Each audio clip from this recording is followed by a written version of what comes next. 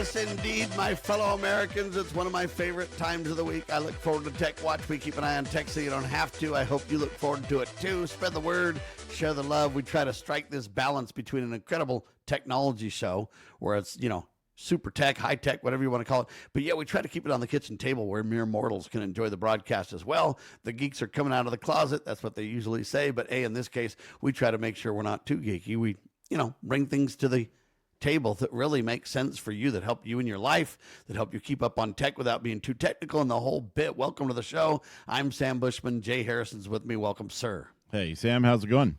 Going fantastic, sir. There's too much on my plate, but other than that, doing wonderful, sir. Tech never stops.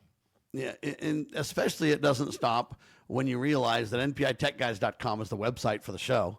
Video, audio, and more. We're on YouTube, Rumble, X. We're everywhere. Spread the word. But we're also available on the npitechguys.com website. And then networkprovidersinc.com is the company that underwrites this show. We're grateful for them and their support and their sponsorship. And most importantly, if you need a partner in IT, whether it's strategic or somebody day-to-day doing the work, they are your embedded tech team, networkprovidersinc.com. So, Jay, Samsung is speaking out. Did you see this? I have seen a little bit of this. So, everybody knows about this, right? Everybody knows AI is making memory more expensive, more elusive to get a hold of. Computer prices are going up, but Samsung says they're warning that the escalating RAM shortage is going to even get worse in 2027. I've been telling people recently that some people have gotten out of chips and more people will get into it, and we should actually see it level out and get better. But Samsung says no, this is going to get worse, and you need to brace for it. They announced that the current RAM shortage is going to worsen significantly. They say exacerbating supply and demand imbalances for DRAM and SSD memory. The forecast comes in light of Samsung's semiconductor profits skyrocketing, $36.5 billion in the first quarter of 2026, marking a 49-fold increase. I don't see why they wouldn't be ramping up production. Do you? I don't know, except the only thing I can guess is this. Here's the kind of the question.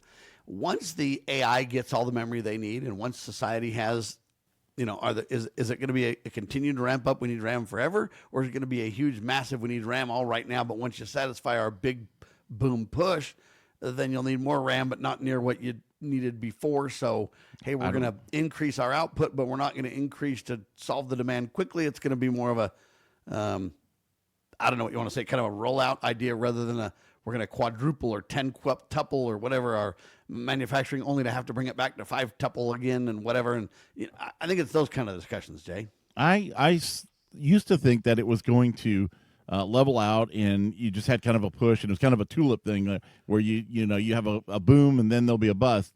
But I don't know. I also can see a side where it just snowballs, and the more you get, the more you have. It's like saying, hey, when everybody has enough money, we'll just stop printing Jay, it. All we need is 64K, buddy. Yeah, right. Doesn't that really tell the whole story? That day came and went, right? I'm just saying that tells the whole story, though. It's like, we don't know the future. What they need to do is realize that we have to take time to ramp up these online data centers. And we need to take time to work through the legal and the, concerns that communities have in building them. We need to kind of get the dollars and cents together and say, hey, how do we make AI pay? When does it pay for itself versus when are we just getting crazy? So we need to basically stop the bubble craze stuff, the speculative stuff, and get down to reality and say, hey, how do we put together a 5, 10, 15, 20, 30, 40-year plan for AI rollout that makes sustainable sense? And I mean environmentally, with water and heat and everything else. I also mean with technology. When you build a data center today, if you're not very careful, and in 5 years, because of AI, we know a way to do it 10 times cheaper, maybe we should have been a little more patient, right? And that's stuff people need to honestly discuss, not only in the boardrooms of corporations, but I mean in the halls of Congress and government, but also on the people level. How much AI do you need in your company today, this very second, versus how much should you just kind of hold on a little bit and say, yeah, I'm going to embrace it and I'm going to play with it. And I'm going to actually, when I see the needle can be moved in certain ways, I'm going to embrace that. But I'm not going to do so psychotically. I'm not going to lay off all my workforce and hope AI saves me. I'm not going to, rely on memory that I can't get. I'm not going to. And how do we kind of create an intelligent, usually in the world of software, we call them dev maps, right, Jay? Yeah. It's like, hey, I can't take on and build you every feature and everything you want instantly. And so I'm going to put together a roadmap for, you know what, for 2026, here's what we're going to be doing in quarter, so on. And you do kind of the same thing, in my opinion. We need a nationwide AI roadmap that everybody kind of gets aboard for and says, I don't care how advanced you are, Google, or, you know, whatever, Anthropic or whoever you are. We need to realize that we may not be able to keep up with you. Society, laws, rules, data centers, memory, and we're going to basically kind of put together a plan that makes sense for this. Companies can ramp up and build the memory we need, but this warning's serious, and the question becomes, they might eventually have such AI centers have all the memory, and I can't. So AI is incredible, but I don't have a computer to, you know, connect to it and use it because I don't have any memory. Yeah. But is that where we're going to get to if we're not careful?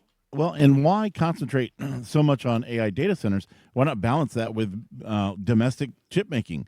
I mean, why don't we roll out jobs for people and create some semiconductor plants here stateside? And I mean, if you're seeing a 49-fold increase in profits, there's got to be money there to build chip facilities, right? Or are we just so behind that we can't make it happen here? I don't know. Anyway, it's very interesting, but the warning is scary, in my opinion, a little bit. They announced that the current RAM shortage will worsen significantly in 2027. And they say it'll just continue. This forecast basically says, hey, semiconductor profits are skyrocketing. Everything's crazy. My question, too, is what if the Chinese take over Taiwan? I mean, I know that sounds insane, and I don't want that kind of stuff, but I'm just saying we've seen crazier things. And the situation literally signals they could put an embargo on landscape chips for all of us, right? Yeah, they could put embargo on chips, or they could raise tariffs, or who knows what. Again, another reason why I think we should have more domestic U.S.-produced semiconductors. Anyway, I wanted to kind of give that warning so people understand, though. Computers are going to become more expensive. Now, hopefully they can find ways to decrease costs in other areas that'll offset some of this, and hopefully they can find a way to create memory faster and cheaper and better, too. I mean, there's all that stuff on the table, and the good part about AI is hopefully it can, you know, God's been very kind to us about that. We think about food and the population, and a lot of people are like, oh, we can't have more kids because we don't have food. But every time, you know, God, you know, there's plenty of room and enough to spare in the Bible. That's what we hear. And I bring this up just because every time we think there's not going to be enough food, we have some kind of farming breakthrough or whatever you want to call it that lets us create more crops and things. And so anyway, I just hope the same thing happens in AI. The question is we got to use AI wisely, which brings up an interesting tidbit. I did a talk or a video last night for a company or a group, and my question was, is technology good or evil? Is it righteous or is it evil, Jay? And the answer is I came back with after my monologue on this thing is it's not good or evil. It just exists. Okay, your car, for example, it just exists. It can be used to get you places to have a great family reunion. It can also be used to mow a bunch of people down. The car's not bad or anything else. And so here's the summation of what I talked about. It was a good long 27-minute video. If people want to go hunt for it, go to look for Liberty United, and you can see the video. But I bring this up because here's what my kind of summary was. Technology magnifies human intent, Jay. Mm-hmm. And in the hands of good people, guided by conscience, technology is an absolute blessing. In the hands of corrupt, power-greedy, tyrannical type folks, those who are for manipulation or tyranny or control, technology becomes very dangerous indeed. And then here's my summation. The future will not be decided by technology alone, but by the moral character of the people who build, control, and use it. And I think that's really important to understand. Yeah. Anyway, I don't mean to digress on that, but I do think it's important. We need to think about these things, and I'm afraid that the technology is getting way ahead of our, what word do you want to say, our understanding of it or our willingness to deal with it? I don't know if it definitely is our understanding. I mean, people look at LLMs and AI, and they say this is just a black box. We don't really 100% understand how it works. It just does. So, yeah, it is getting beyond our ability to understand coding. AI is now able to code and to proof code and find exploits and stuff that we just can't hardly understand or get our arms around or see because it's too complex. So, yeah. Yeah, it has the ability to look across massive amounts of data that the human brain just can't look at. I mean, computers are good at certain things, and we should take advantage of that. Don't get me wrong. But we need to be very careful when we do that to make sure that we're doing it in a way that's that respects dignity and, most importantly, does not rob us of our conscience. Remember, God created us and we created technology. The creation can never be greater than the creator. And so we got to really kind of contemplate that and understand that and say, how do we want to deal with that, right? Right. Anyway, very strange topics. They're good topics, but in some ways they're scary topics for everybody, Jay. It can be, yeah. All right, when we come back, ladies and gentlemen, we got a whole lot more to talk about. Everything is AI, by the way. But I want to talk about ChatGPT and your bank accounts really quick because we mentioned it on the last episode. But man, I gotta kind of dig in a little bit more. We'll do it in seconds. You're watching Tech Watch. We keep an eye on tech so you don't have to.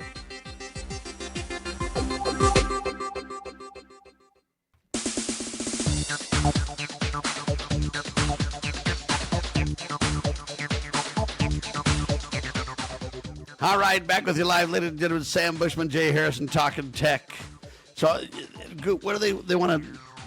I guess AI now wants to, or ChatGPT wants to control my bank account, Jay.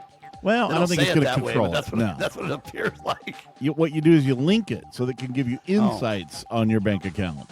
I don't think it really can take any action or spend or transfer funds. Not yet. Well, yeah, we're not just yet. doing phase one, buddy. That's right. That's true, 100%. But you can now connect if you use these financial institutions. Plaid, I think it's how you say it. Plaid. I think it's Plaid.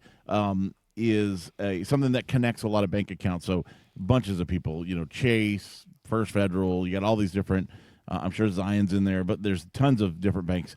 And you can connect your bank account with that, and then you can ask questions on, I don't know, spending and things like that. To me, it's kind of weird though, because I wonder. I mean, I guess a business account probably has more transactions, but a lot of personal accounts, you don't have that kind of visibility into a bank account unless maybe your card is. Transactions, people. Well, I actually have very few transactions on my bank account because a lot of them will be on a card, right? And then you just see one transaction to a card. So I don't know. I don't know how valuable that would be. I don't know how valuable it will be. I do know though that AI is trying to make a play in every aspect of your life, and it's not really that they're. I mean, there are people who want to control you with AI. I agree, but in many cases, it isn't that. It's just like, hey, it is the buzzword today. Yeah. How do we build it into everything and see what sticks and what doesn't? A lot of things are going to, grow legs, and a lot of things are not going to go anywhere. And we, the people, are going to decide a lot of that with our choices. I'm not connecting it to my bank account, for example. I'm just not doing that.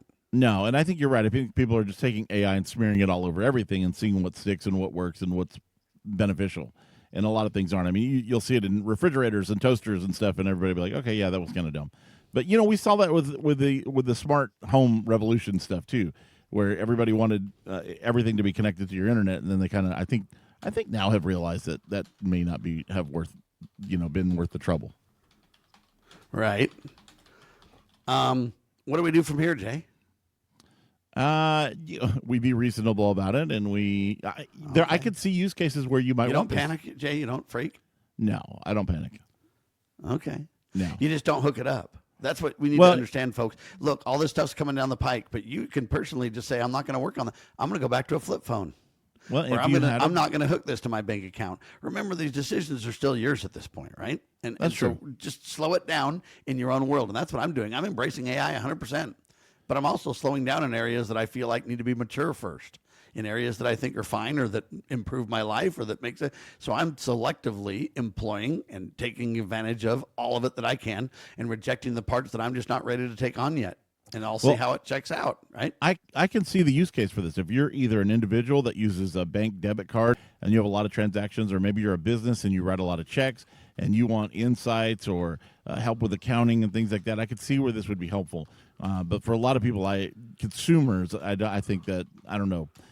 And plus, there is also the idea of just more hooks into your life of AI that you may not want. I mean, I already think ChatGPT knows too much about me anyway. You think it knows too much about you already?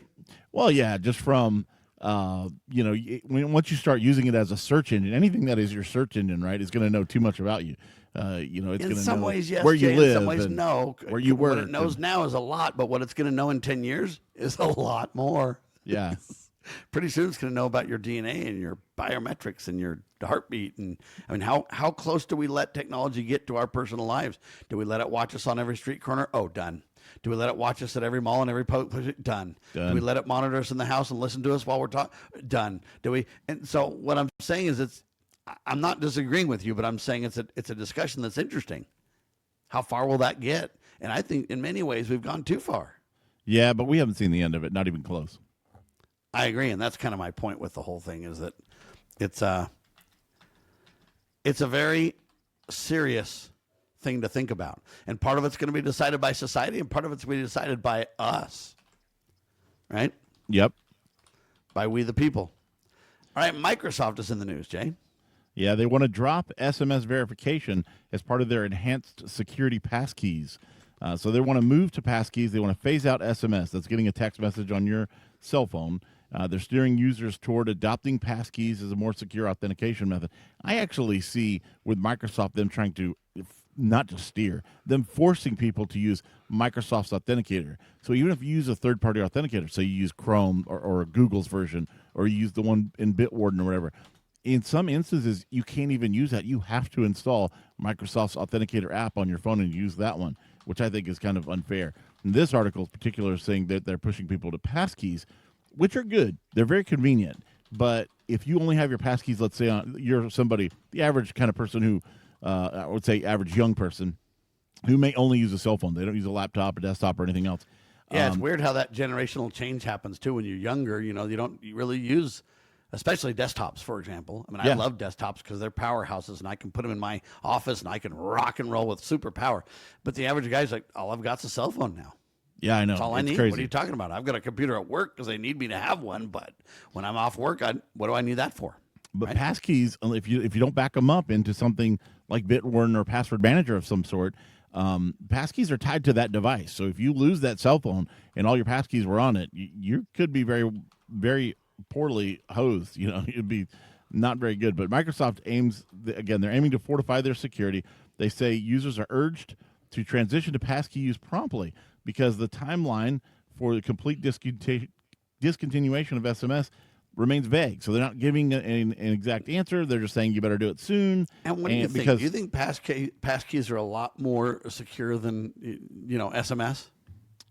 I think they are more secure than SMS, yes, because people can do SMS hijacking, and that's the biggest problem with SMS is if you can convince a carrier to switch your number or port your number or do whatever, even if you're a scamster, you can just rape somebody's life. I mean, digitally, you can just take over anything that is. Yeah, but the same thing's true if you put all your passkeys in a password manager and somehow they breach, either one get in some weird way. I know it's encrypted and they say you can't, but whether they get your password or they find some back door or something else, you're still just as vulnerable, right? You're right. The difference is, though, it's so much easier to convince somebody to port a number than it is to, for example, break into my last business or whatever. If your number's ported, you're going to know pretty quick. If your number's ported and your phone's not ringing and you can't call anybody or text anybody, you're going to know pretty quickly. If I find a back door to your password manager and you don't know that, right? Yeah. You might not know it for 6 months. It's true. It could happen. And so if you're stealthy about it, you would want to actually do that. You'd want to sneak around and get your hooks into everything and get everything I don't want to let you up. know that I've breached you. I want to just chill and watch and do things. That's what hackers do when they get on corporate lands. They sneak around. They try to exfiltrate all the data they can before they let loose let people know that they know about it and that they're in. All right, give people this update on this Windows 11 thing really quick. Okay, so this is a little bit confusing, but Windows 11 has an update bug that has halted security patches. And they say that immediate action is required. Since February, a significant bug following the January preview update has impeded all Windows 11 updates, exposing users to severe security risk in a detailed report from PC World. This glitch affects the update mechanism, leaving systems vulnerable and potentially impacting secure boot functionality due to expiring certificates. Microsoft advises users to execute a known issue rollback, an IKR or KIR, to circumvent this issue temporarily and restore update capabilities. The urgent fix is crucial for maintaining system integrity and security, and especially with impeding certificate expiration. So what we may see is people's computers stop booting if they are affected by this. And I don't even know I just read the entire article. I don't even know how you know if you're affected or not, really. You don't. They don't want you to know. They just want you to take action, Jay. Yes, but there's no specific action other than roll back to something. You roll back or you upgrade. This is a problem, though. Microsoft has done something where they've inadvertently broken the updater, so they can't send out an update to fix the problem, and now they're expecting that consumers and I could see corporate IT may get this fixed, but people aren't going to be able to get this fixed. This is going to cause problems, and I don't know. We'll see. What are they going to do about it? Why don't they have more specifics? Like, you need to use this update, or you need to uninstall this update by this date before this happens. Like, that's very vague, really. I know what you're saying. I kind of look at it slightly differently, and I mean, I would phrase it this way. You know what? Microsoft, you've decided that you want to be responsible for the maintaining of the security of my machine by providing updates and patches and fixes and this and that, and you really want to force them on me, right? Right. Yeah. I don't really have a choice not to participate, in other words. I mean, I can, but I got to disconnect myself from the internet and shut all these things down. I mean, really, you're forced in. Yes. And if you're going to take control of that, then you need to own it honorably. And so you don't tell me, hey, man, we got this massive problem and you're in harm's way and take action, and you don't tell me what the action is. No. You need to take action. You need to provide an immediate fix that can solve this, or find a way to roll me back safely or something to where I don't need to really worry about it. But what you're doing is saying we want to control it when it's good, when we like to, but when there's any problems, we want to just dump it on you. Yeah, and that's the problem I have. It's not good, and it's not fair. And if this is really as big a problem as it seems like it is, they should be spending some money on PR, and they should have some kind of, maybe a website like fixwindows11.com where you can easily go there, download the patch, get it done. But they've got to get some onus on fixing people's stuff before it breaks permanently, and they can't boot their computer because their secure boot certificate has expired and their computer will not boot anymore.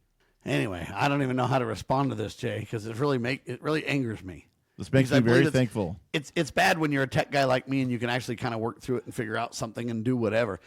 What about the average person or small company that says, I don't really have an IT staff on board or whatever, I don't even know what to do with this thing? And what they're doing by this, pushing this to the consumer, is not only are they not taking responsibility for what they kind of have forced that they should or whatever. What they broke, but also what they've promised to maintain kind of as part of the deal. And then the last point that I would say is this, and now they're not only leaving people vulnerable with not knowing what to do, but they're also leaving the world a very dangerous place. I'm happy I'm on Windows 10. Well, you can be happy on that, but they'll shut you down and give you a grace period and everything else. But well, anyway, I'm on the extended service update, so we'll see.